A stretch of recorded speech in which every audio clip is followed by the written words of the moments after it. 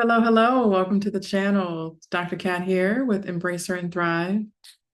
And what we do here is we help women explore and understand generational curses and painful experiences and how they block relationship with self and relationship with others. What we're going to be talking about today is returning to your authentic self. And we're going to be looking at potential blocks that keep you away from being the person that you really want to be. Now, what that means is there is a certain connection we have to ourselves, a presence in our bodies, and an embracing of who we are and all the mess and all the parts that we find to be beautiful. And sometimes unintentionally, most of the time, what I find is it's unintentional for us to get in the way of that connection with ourselves. And if we can't really see ourselves, we're not always able to see others. That doesn't mean you can't. It just means that there may be more in there for you. So what we're going to go over today is what that might look like. So I'll start with a short anecdote. At this point, I am in the middle of a transition of reconnecting with myself. But one of the things that you won't hear me talk about today, and if you let me know if you want to hear it, I'll talk about it in a future video, is when you're in transition, when you're reconnecting with self, you're not always reconnecting with who you thought you would be. You're reconnecting with who you will be next. And that can feel very uncomfortable, sometimes even jarring in some moments, and it can feel quite unstable. That does not mean you're unstable as a person. What it means is that you're going to need a lot of love and compassion to get back to you and this core of who you are, and believing that it's going to turn out okay, and you're going to find a version of you that you love. So what I'm going to do is I'm going to make it a little easier, and I'm going to break it down into pieces and parts. Today, I'm just going to talk about 10 potential areas where the roles we get stuck into can really keep us stuck with a lack of connection, a lack of authenticity in ourselves, a lack of boundaries, and feeling more alone and uncared for than we truly, really want. All right. So today, what we're going to talk about are some roles. And yes, I have been several of these roles. And sometimes I can still see it show up and I still help myself through it. And I hope that you are going to do the same. Okay. So, what are the 10 roles and relationship styles that we can get talked into, taught into, and learn that will block our connection with ourselves and others? All right, the first one we're going to go over is the emotional escapist. The emotional escapist runs from anything that's tough. And run does not mean that you like back up and run away, literally. It could be I don't want to talk about that. It could be a jab at someone so they'll stop talking about something. It could be anything that makes you feel uncomfortable, and you have to avoid it at all costs. That's what your mind and body is going to tell you. Now, that emotional escapist is doing what they can to re-regulate their body and feel safe. It is not something that you're doing that's bad. It's something that you're doing to cope. All of these are ways that we cope, okay? What that does is it makes it to where your partner can't really have deep conversations with you, or even your friends and your family or your kids. And they feel uncomfortable bringing things up to you over time is what would happen. And it will just lead to breaks in that connection. All right, the next one is the overgiver. Now, that one may sound like a good idea, but it doesn't always turn out that way for us. As women, we're often programmed to be overgiving. The overgiver will pour into others, and she won't think twice. She won't even think about how it's affecting her, or even draw the lines and connect the dots to how that overgiving is leading to that burnout and that dissatisfaction in life. But because she doesn't know what else to do or where else to go, she may continue to do it. So what the overgiver does is she just pours and pours. And what she's often doing is pouring what she has always wanted. What that leads to is feeling drained and many times feeling resentful. Okay. And you don't want to feel drained and resentful. It is not a comfortable place to be. What the overgiver needs to learn how to do, sometimes I'll give you tips really quick. What the overgiver needs to learn how to do, this is one of many options, is she needs to learn boundaries. And I go over boundaries in a lot of my material online. Instagram and Facebook are two of the ones. But the other thing she can do is just make sure in between giving to people, if she's not comfortable using boundaries yet, to fill her cup with whatever interests her or lets her recharge, even if it's for short bouts of time, like 5 minutes, 15 minutes. What that will do is that'll pour into her cup so that she'll have to give and she won't be burned out as much until she can find a way to balance it out. The next one, the third one, is the people pleaser. The people pleaser is kind of perceived as the overgiver, but they have this nuanced piece to it that makes it different. What they do is they avoid saying no at any cost because they want to keep the peace between them and people. They want to make sure there's no arguments. The motivation for the people pleaser is different than the overgiver. They want to make sure, the people pleaser, that they do not have to work through the painful emotions of another person. So what they end up experiencing is just losing themselves in people pleasing, and they start making sure they keep track of the other person or other people more, and they have a better feel for what they want than what they truly want themselves. And that can lead to being lost. Just being lost in who you are and not really knowing yourself because you just didn't have the time because you didn't know you needed to make the time. The next one is the stonewaller. Stonewalling can look so many ways. A lot of women, what I've seen is use stonewalling. They identify it as empowered. Like, I told them what I want and I walked away, or they're not about to treat me this way, that way, or the next. And having some sass in your style, nothing wrong with it. Sass makes life much more interesting. But what the stonewaller does is emotionally the shutting down happens. And when that shutdown happens, it happens for the stonewaller and the person, and it doesn't benefit either side. But it happens because they just don't know how to handle the big feelings and the disappointment that can come with that. So they'll shut down all those emotions, put up that wall when things get uncomfortable, and they'll leave the other person in the cold. There is no conversation that can happen because the wall has been placed and it is over. Now, the relationship may not be over. Stonewalling can happen multiple times, and it's just, what it does is it just kind of dings and leads to a deterioration of the relationship. It's just like this digging out of the connection to where it goes away over time. And over time, there's nothing left but a shell of the sustenance that used to be there. So when you're looking at stonewalling, some of the things that you can do is look at how safe you feel in each relationship and if you need more safety. Because what makes a relationship have that sustenance is needed to maintain it and keep it whole. So if you feel like there's something that you might be involved in, please reach out, and I always have quick tips, okay, to really help you get started. It comes from a very real place.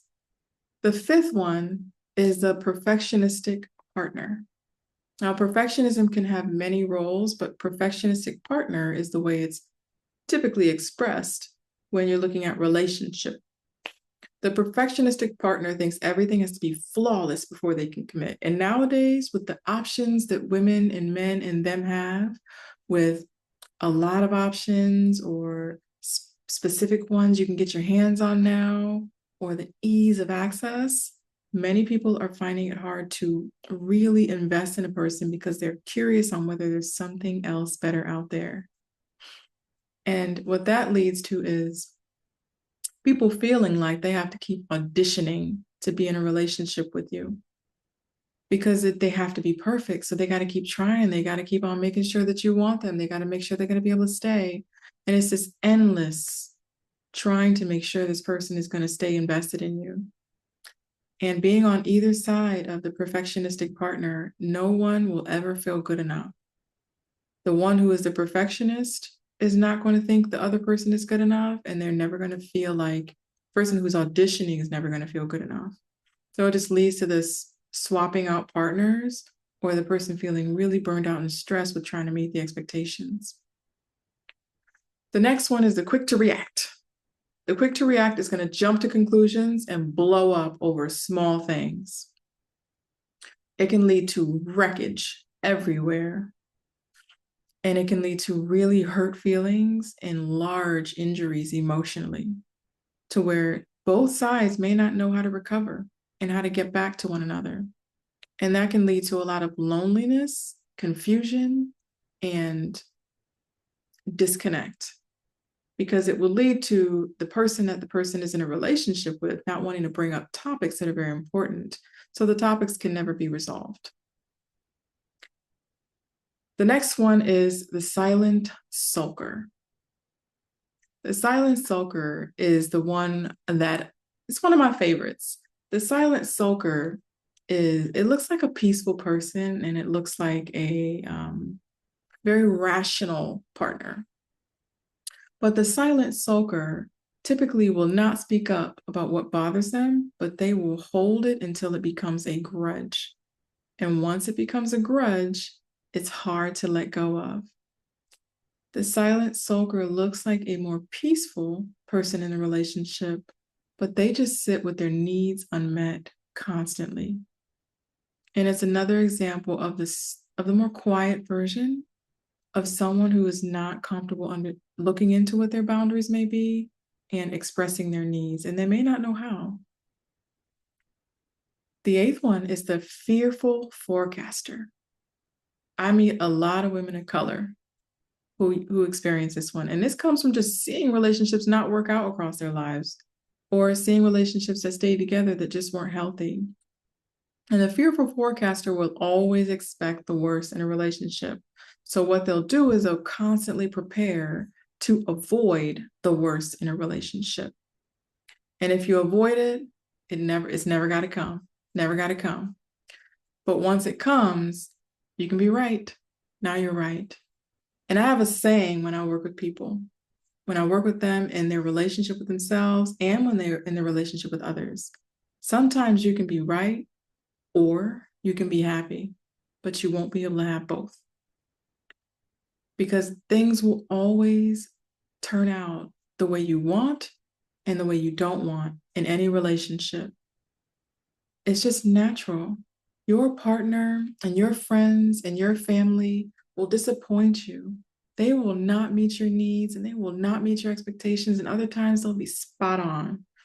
And it's just giving that time for you to learn how to work through the ups and downs of the emotions until they smooth out because you have a new understanding. And when you expect to see things that are satisfying, your brain will actually start to focus on those things, and it makes it much easier over time. The next one, the ninth, is the fixer. I am notorious for this one, and I am recovering as a fixer. The fixer thinks it's their job to solve their partner's problems, everybody's problems. So their partner's just looped in. And they forget sometimes to be supportive and listen. Men have been accused of this quite a bit, and masculine women. And the fixer has got an answer today. Let me tell you how I can come up with 10 responses to someone's pain point, especially someone I love. I will be like, what you need? We got 1, 2, 3, 4, 5, 6, 7. I got you. Which one you want to use? But most of the time, people just want to have a voice and they want to be heard and they want to hear their inner experience out loud. And that helps them heal so much. So if you are a fixer, just know that life is easier when you take the easier road, if that makes sense.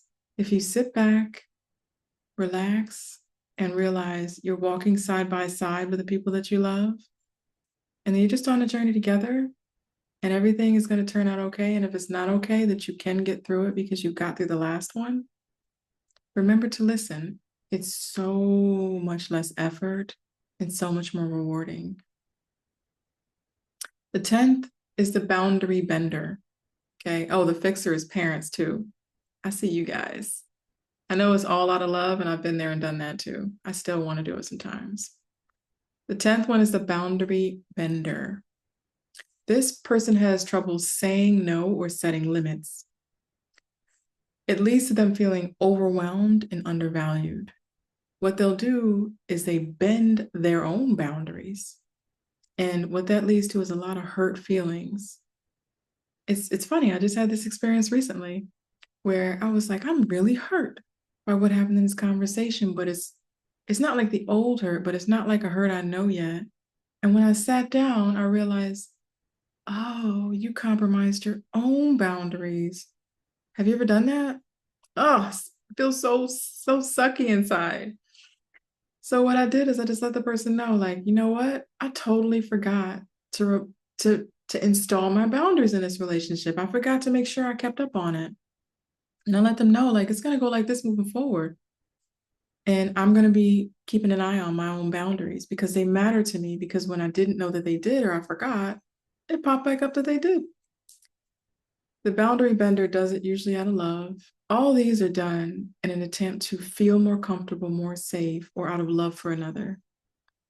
And what I am offering you is love, and I'm offering you perspective so that you can know there are so many ways to let people know you love them. And sometimes they won't agree, almost like not letting your kid have sugar and ice cream and cake every single night because they say it would mean you love me. It's like, no, it doesn't. Boundaries are there so that people can know how to be in a relationship with you and how to treat you like the beautiful, amazing person that you are. Whether you know if you deserve it or not, or whether you can feel it, practicing them, whether you believe them or not, is still helpful. It still makes a difference, I promise you. So that's the top 10 that I have for the day. I could have another top 10 list because there's so many ways that people interact with each other, but these are the 10 that I'm giving you today. 1, the emotional escapist. 2, the overgiver. 3, the people pleaser. 4, the stonewaller. 5, the perfectionistic partner. 6, the quick to react. 7, the silent sulker. 8, the fearful forecaster. 9, the fixer. And 10, the boundary bender. So take a minute, write down the blocks you feel are getting in the way of connection with yourself and others that impact you. What I would say is, please do not sit down and say you have all 10. All of us have some aspect of all 10 of these. What I want you to do is write down the top 2 or 3 that affect your relationships in life the most. It leads you to disconnect from yourself and others the most, okay? You don't want to put all that on your plate, just a couple. And consider some ways you can soften or move them. Now, by this point, most of the people that follow me have at least 2 or 3 books that teach them about how to have healthy boundaries in relationships, how to take care of yourself. Dig those books out. Go to my Instagram. Make sure that you're getting the information, right? It's so much out there for you. And if you ever want to have a moment to just be like, hey, I'm a little burned out, a little tired, and I don't know where to go, hit me up, DM me, and me and my assistant will make sure that we get back to you and we give you something that you can work with. Okay? All right. Thank you for visiting our channel and Embrace Her and Thrive. We love you. We hope you have a beautiful day and week and weekend. And as always, I'm sending love and hugs. Bye.